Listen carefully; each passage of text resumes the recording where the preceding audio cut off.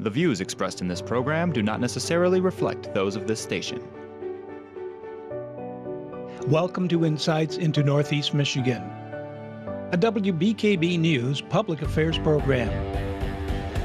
Insights deals with the issues affecting those in the community, as well as Northeast Michigan and the state. And now, Insights into Northeast Michigan.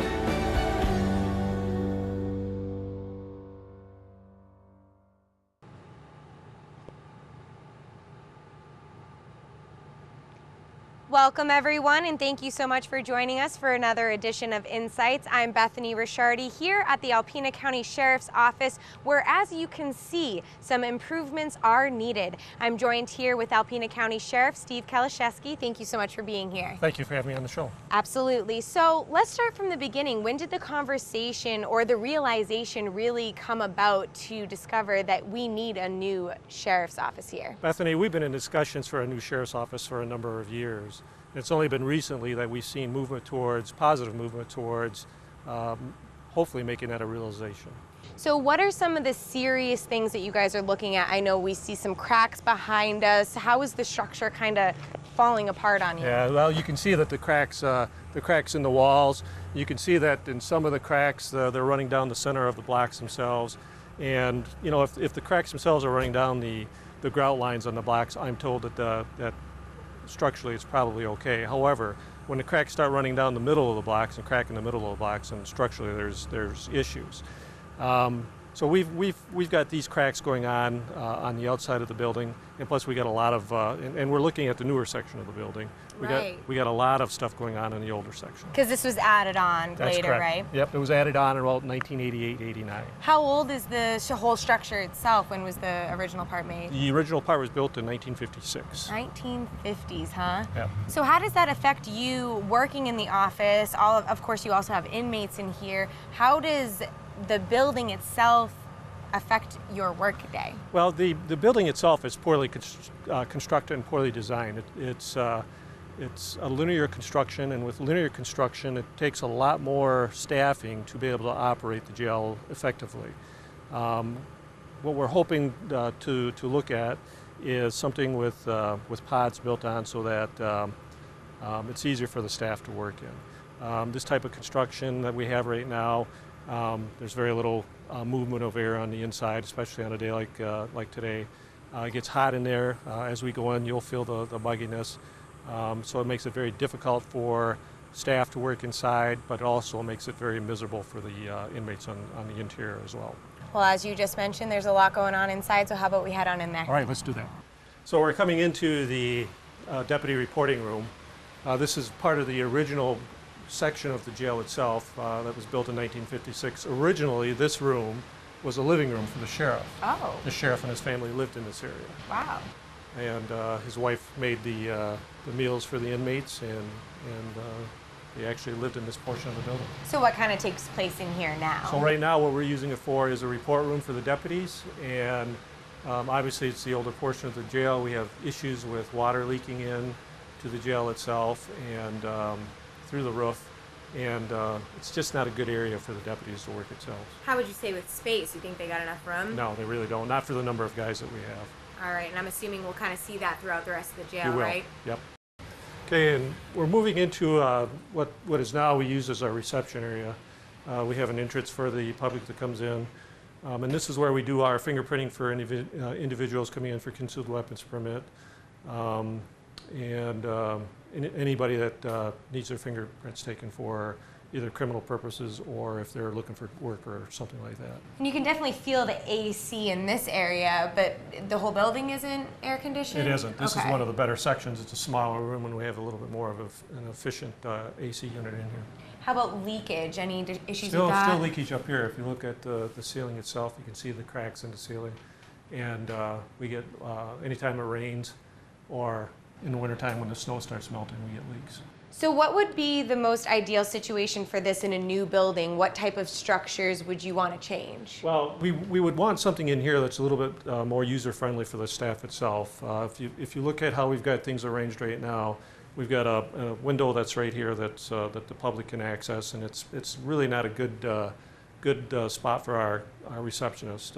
It's not bullet resistant glass. The same thing with the reception with this window here. It's not bullet resistant. So as far as security, it's not ideal for security purposes. So would you say, in addition to more space, maybe upgrading your security? Absolutely. Yeah, that's critical, especially with the stuff that's going on now in law enforcement. Absolutely, definitely. So coming down these hallways, any big issues that happen in these little small areas other than being small? This section really doesn't give us that much difficulty. Okay. Other than being small. We do have a juvenile detention room that's down one of the hallways here. That is extremely small. And for holding juveniles and the people that are required to be with them, it's really not adequate. Plus we use it as our break room, and right now it's being used as a lieutenant's room, my lieutenant's room as well. Whoa, So, bunch yeah. of different things for one little room. And you can also feel the heat and humidity in here as well. The problem with the heat and humidity, especially in the back, is it creates mold and mildew. With having air conditioning in the back and throughout the building, we can alleviate that problem. So I'm assuming in the new building, you're going to want everything air conditioned. Exactly. Alrighty, well thank you again, and be sure to stay tuned because there's a ton more to see, and we'll be right back with more. Welcome back, everyone. We're still here at the Alpena County Sheriff's Office where we're looking at the structure of the building. They're dealing with cracks in the walls, leakage in the ceiling, and overall very limited space. I'll be speaking with Sheriff Kalashevsky, so let's go on ahead and take a look inside. So you had mentioned this is where you would keep juveniles Right. if that case came about? That's correct. So with juveniles, we can hold them for as long as we need to in order to get them up to the courts. We move things around in here. We'll bring a cot in here so that if they're here overnight, they can spend the night here. This table here gets moved over to the wall. We bring chairs in for the correction staff that are in here watching them. We've got TV. We have a separate bathroom for them. With juveniles, we have to keep them out of sight and sound of adult population. So we use this room for our juveniles. It doesn't happen very often, but it does happen. But we also use it for our break room, as you can see. We have coffee in here and stuff. And with my new lieutenant, this is also my new lieutenant's office. Wow. So, Yeah, like you had room. mentioned, yeah, all these different reasons. And it looks like it's fairly been reconstructed a Yeah, little bit? we did some remodeling in here. We spent some money in here to make it a little bit more appealing to the staff for our break room. So rebuilding, are you thinking tear down the whole thing, sell the property, or are you just hoping to improve the structure that is standing? Ideally, it would be best for us to move out of the structure completely. I mean, we got a jail that was built in 1956, and it's been used 24 hours a day, 365 days a year since that time. And when you use a building that often, that much, eventually it gets tired. We've got some, in the older section, we've got parts for fixing the cells that are extremely difficult to find. And when you do find those parts, they usually cost you a lot more money because of their rarity. So it's very difficult, and it's not really an ideal situation. As I said, we've got linear construction, and I'll take you back there to show it to you. So our correction staff have to walk back there pretty much all the time. With a pod construction, you have a pod that's centrally located, and around that pod are all the cells.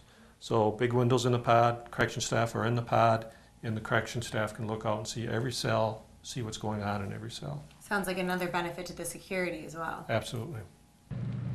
So what is this area? We're right now here? moving into again, this is still the old section of the jail itself. We're moving into the older cell block sections of the jail itself. We're standing right now in below one of our air exchangers, and this is one of the major areas where we have lots of leaks when it rains and stuff. And it's dangerous for my staff to be able to walk through here because there may be times when they don't realize that the floor is wet. So there's slip hazards here that could injure someone. And you can feel the humidity immediately walking through that door into this area. You can feel the humidity back here. So along with all the age of the jail, the fact that we keep it open 24 hours a day, 365, the wear and tear, now you've got all the environmental conditions that are affecting the jail itself. So how many inmates can you hold? Is there a space issue there? Well, we can hold up to 69 inmates in the jail itself, and we used to run at the maximum number.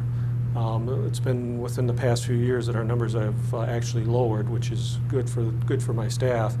But it also helps us out as well and helps the county out because we are housing out-of-county inmates. So we are bringing in some revenue. And then speaking of staff, you guys are a little short-staffed too, right? We are. My correction staff, we're doing good with the correction staff, but my road staff is down quite a bit right now, and hopefully we'll be able to do something in regards to getting those numbers back up. But it's getting to the point now where it's difficult for us to run a 24-hour road patrol, and we may have to, within the very near future, look at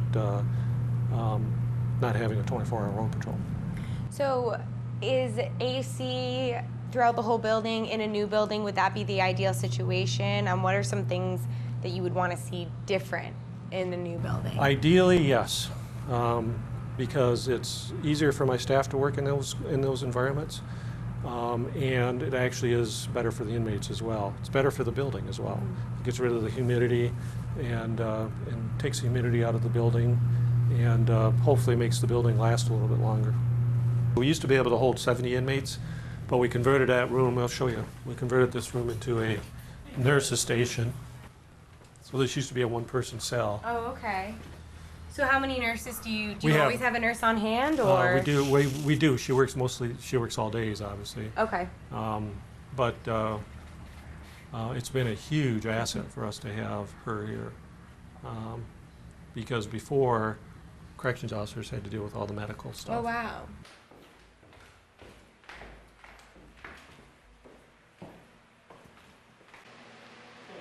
So this seems like this is the basement area where you store a lot of stuff. How is your closet space and, storage facilities? Very limited. If you look around, we've got in the back room here, we do have some shelves. Every one of the shelves are full. If you look around to the side, outside the door here, you'll see lockers out there that we store a lot of things in. Just don't have a lot of room to put stuff. You can see that I have new dive equipment here. It's all stored down here. Really no room to store that as well. So. And that's just like a whole other addition to everything else you folks do. Yeah, Yep. so it's a lot of equipment, absolutely. Well, thank you so much again for being here today and showing us around. We really appreciate it. My pleasure. And be sure to stay tuned because when we come back, we'll be speaking with County Commissioner Mary Hess and Under Sheriff Terry King about the preliminary plans for the new jail. Welcome back, everyone. We're still here at the Alpena County Sheriff's Office. I'm now joined with Alpena County Commissioner Mary Hess and Under Sheriff Terry King. Thank you so much for both being here today. Thank you, Bethany. So can you start off telling me a little bit about the committee that you both are involved in that are looking to make these changes to the building? Do you want to start, or? The committee that we have represents a couple of county commissioners, city council individuals, citizens at large, the sheriff and I, and a couple of our corrections officers, our jail administrator, and that is basically the bulk of our committee. So now we obviously had just seen the building, the structures that need fixing. Are the plans to, Sheriff Kaliszewski mentioned, to get rid of the building? You guys want to rebuild on maybe different property? If I could, I believe it is time for a new jail, and there's some reasons why. Under the law, Bethany, it states that the county shall, in the county, provide a suitable and sufficient jail, and we have to keep it in good repair, and it is at our cost and expense. This jail was built in 1956, so it's 60 years old. 60 years old. The newest part of it was built in the 80s, so it's 30, that part is even 30 plus years. Lots has changed since then. I know that as I have come on the commission, that we have the sheriff or the undersheriff pretty regularly coming to us because something needs to be fixed out here. And it's my opinion, there's only so many Band-Aids you can put on something that is in this condition before you to me, we're just spending good money after bad. Mm-hmm. And I really think for the safety of our community, we really need to look at moving forward in a serious way with constructing a new jail. And we're at the very, very initial stages of that.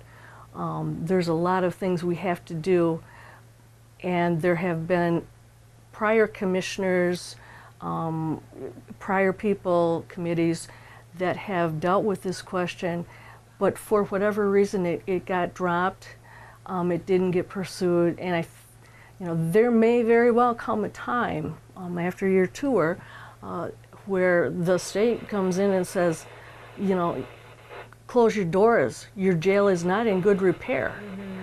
And I really hope that doesn't happen, but I just think we're much wiser if we spend now and do it right rather than wait for it to be crunch time and we're told you must do this or it will close.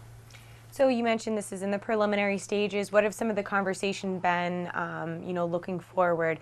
Sheriff Kaliszewski mentioned pods, different things like that.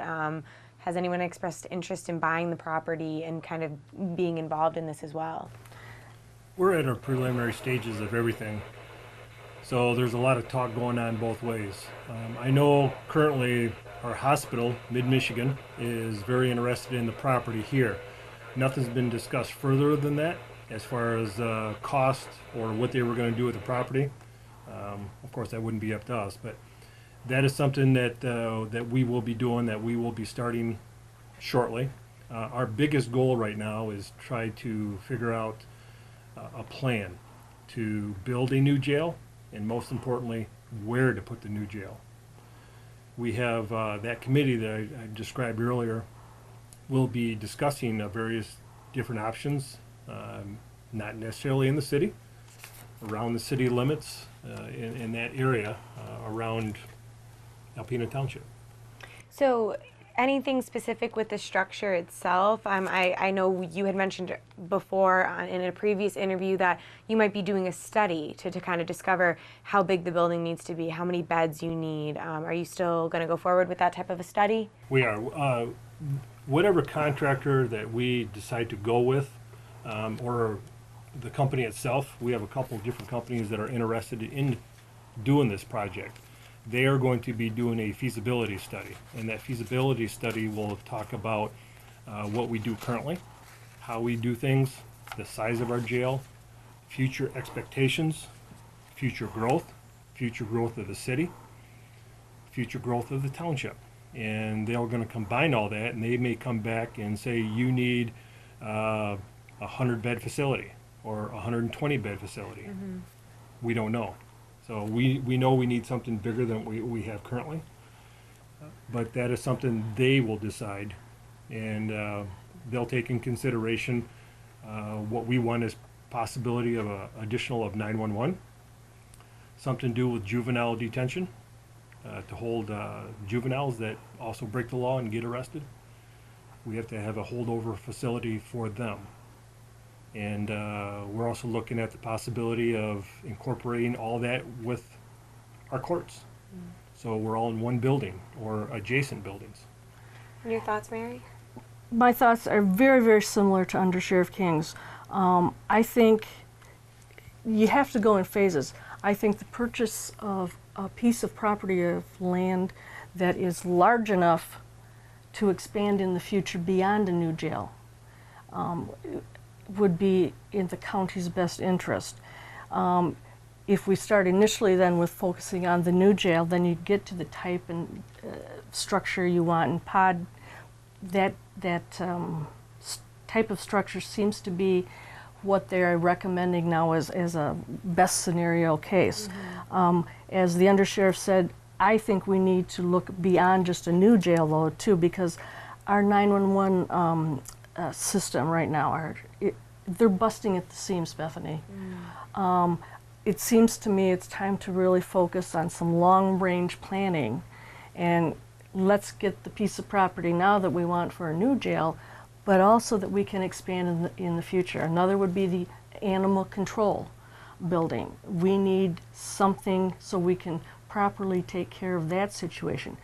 The sheriff's department needs a secured building that they can put seized evidence in. They could store the snowmobiles, the boat. So that's what I say. There is more, but it's long-range planning, and the first step should be, in my opinion, a new jail. But any plan we come up with, as Undersheriff was saying, we have to have that approved by the state before we can even enter into contracts or request bids. And until we get that to that stage. So there's a number of things that we need to look at even before that. And it's going to be educating the public. The public needs to be aware of how important it is to have this facility. It isn't just about housing the inmates, it also is about the safety of our community. And there are certain standards we have to meet to do that. And I know there are some folks out there that say, well, once you're arrested, you know, why do you need all these extra things? The studies have shown, and I think probably Undersheriff would agree, for the correction staff that are here, the more you have inmates involved in things, the less chance you have of them becoming disruptive, bad behavior. There's a reason for that. They're in a confined area. And I think that's important when you look at the situations and the services we're providing them. We have to look at a piece of land, it may not have water and sewer on it yet. That's another cost. We have to be concerned about a big enough kitchen with appropriate facilities in that to serve the inmates. You know, we're responsible for feeding them when they're in here. We're responsible to have good hygiene, or at least the ability to have good hygiene for them. And these are minimal standards. You know, I don't believe the sheriff has ever said that let's just shoot for the minimal. I mean, you still have rights and they're entitled to that, and that does save our taxpayers down the road, because if something happens and they're under our care and custody, and it was because of negligence on our part, or maybe we didn't have an appropriate, maybe there was a disruption between two inmates and we didn't handle it appropriately, or we did, but because we didn't have maybe a taser on hand or something like that. You know, we're just lucky we haven't had to pay out any lawsuits for infringing on inmates' rights that they have. And I'll tell you, courts generally don't consider lack of money for not having something as a reason that you can violate an inmate's rights. In the end, I guess what I would say to you, Bethany, is that I'm not saying that our current jail is crumbling down around us, but it's starting to. It's close. So of course you had mentioned these are the preliminary stages, so I'm sure there's a lot more that we can go into, and I'm sure we will in the future. So thank you again so much for being here today. Thank you. Thank you. And thank you so much for joining us, and be sure to tune in next week for another edition of Insights. Insights into Northeast Michigan is produced by WBKB News. If you have any comments, suggestions, or topics you would like to see on a future show, please email WBKB News. This has been a production of Thunder Bay Broadcasting Corporation. All rights reserved.